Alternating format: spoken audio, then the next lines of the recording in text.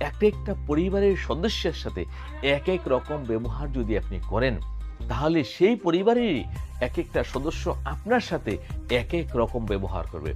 ছেলেকে আপনি খুব ভালোবাসেন, ছেলে আপনাকে খুব ভালোবাসবে। স্বামীকে আপনি ঘৃণা করছেন, স্বামী আপনাকেও ঘৃণা করবে। আপনি শ্বশুরকে খুব ভালোবাসেন, শাশুড়িকে ভালোবাসেন না, সেম দেখবেন শ্বশুর আপনাকে ভালোবাসবে, শাশুড়ি ভালোবাসবে না। অর্থাৎ এই যে প্রকৃতির নিয়ম, এই নিয়ম শুরু থেকে নিয়ে আজ অবধি পরিবর্তন হয়নি, আর হবে না। যদি আপনার জীবন ভালো চান, সুখের চান, মঙ্গল চান, তাহলে নিজের মনকে শত্রু বানায়েন না। আপনার মনের ভিতরে কিন্তু ভগবানও আছে এবং সে আপনার পরম বন্ধু, পরম মিত্র। আপনি কেন তাকে দেখছেন না? এবং যেই ব্যক্তির ব্যাপারে আপনি খারাপ ভাবনা ভাবছেন, শত্রু ভাবছেন, তার ভিতরেও সে আছে। আপনি ভাবনাটা পাল্টান, দেখবেন সেই ব্যক্তি যত বড় শত্রু হোক, আপনার কাছে সে মাথা নত করতে বাধ্য।